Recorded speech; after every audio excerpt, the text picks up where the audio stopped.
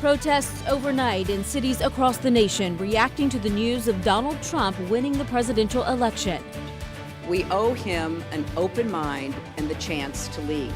We are now all rooting for his success in uniting and leading the country. Hillary Clinton and President Obama preaching a different stance on the results. We'll tell you what's on the agenda for the president-elect today. Plus, I'm going ziplining. A 93-year-old crosses an adventure off her bucket list. Hear her reaction from going ziplining at the Mall of America at 6:18.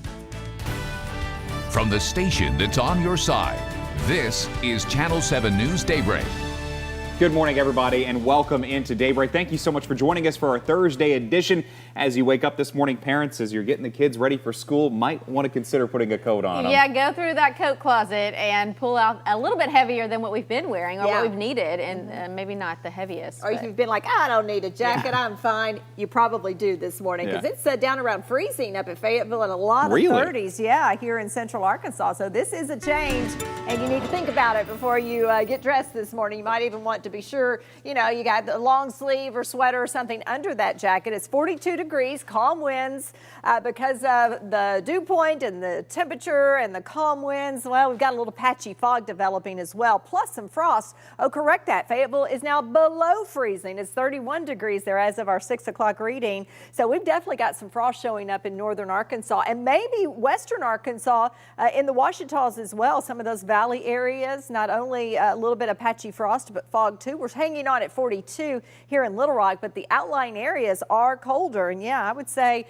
if you've been making it without a jacket, you probably want one this morning. And if you've had light jackets, you might want to go a little bit more. 68 degrees, sunny, and a beautiful fall afternoon. Coming up, though, we'll talk about even colder air expected in this 7-day forecast. Chris? Belinda, thank you. We're taking a look at your traffic brought to you by the Crane Automotive Team this morning. As we look at our map, we do have something early to tell you about.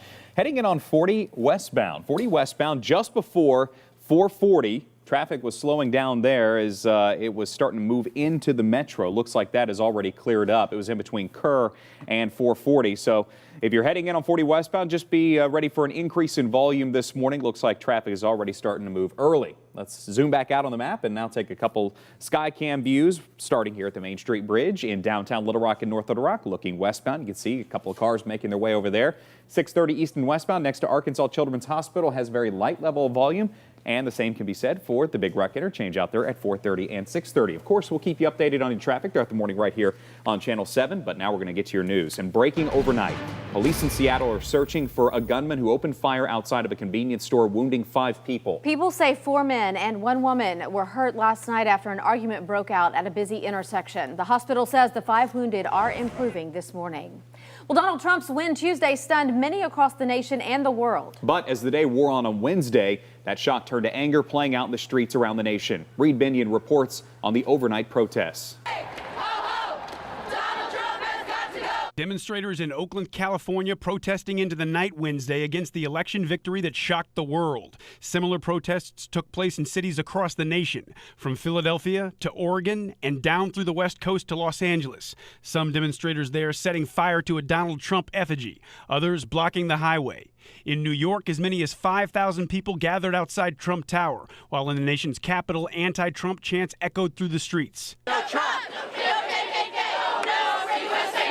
A similar outcry heard in Chicago. Not my president, not today! Not my president, not today! Some even calling on Clinton to challenge the election results. I need you. Chicago needs you. We all need you. This country needs you. Clinton herself sending a very different message as she conceded. Donald Trump is going to be our president. We owe him an open mind and the chance to lead. The rage that played out on the streets Wednesday, a stark contrast to the conciliatory tone set by President Obama as he spoke following Trump's victory. We are now all rooting for his success in uniting and leading the country.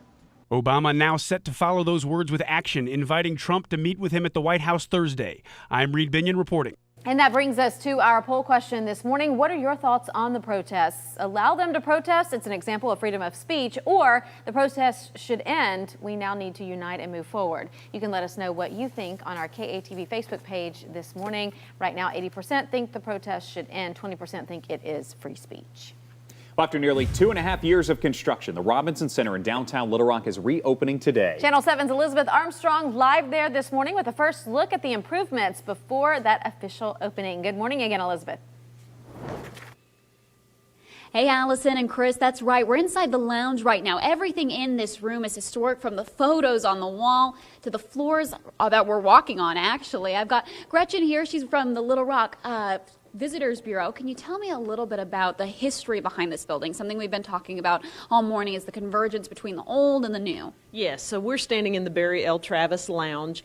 This is the beautiful 1939 original stage floor here, and as you mentioned, the historic photos displayed behind us. We're on the historic lobby level of the Performance Hall, and you will find when you tour this facility, there are so many historical elements that now have been revealed that were previously hidden in the 1973 renovation, and then some of the historical elements that have been restored. And so we're really excited to showcase those historical elements in the building. Well, and something amazing, especially when you consider the aspects of renovation and restoration, is that this building was completed on budget and on time. Talk me through that process. You know, it was a real team effort in order to do that. We've had a great construction team with CDI Hunt Joint Venture. We've had a wonderful design team with Ennead Architects out of New York and Polk Stanley Architects here in Little Rock. Again, really team effort. This was a major renovation on a historic building. A lot of unknowns going into it, and we are very, very proud to stand here and say that we delivered the project on time and on budget. Well, real quick, looking forward to the future. So many great shows coming to the Robinson Center. Can you give us a quick preview of what we can expect? Absolutely. So we kick it all off in the Performance Hall with the Arkansas Symphony Orchestra on November the 19th. So only a week or so away. And then we roll right into Elf the Musical for the first Broadway production. We go, 10 Tenors has a concert in between those. We move into Ballet Arkansas's Nutcracker. We have the Symphony Home for the Holidays. And it just keeps going and going. In March, we will do Arkansas's premiere of Phantom of the Opera, and then we've got several concerts in there, including Don Henley and Mike Epps and Joe, an R&B artist, and so a lot of variety, and we're really excited about the cultural offerings that this facility will bring to Central Arkansas. So much to look forward to. Thank you so much, and thanks for being out here this morning. Be sure to stick with Daybreak. Coming up at 6:33, we're going to talk with Mayor Mark Stodola about the impact here on Little Rock. Allison and Chris, back to you. Elizabeth, thank you very much. Well, coming up on Daybreak, colon cancer is one of the most preventable yet least prevented cancers in the U.S. today. At 6:23, a new option for easy screening and the symptoms that pose a warning sign that maybe you need to be checked. And some changes for you this morning. We've got the sunrise already showing up off of Chenal Mountain, but colder temperatures. You need to hear this before you decide what to wear today.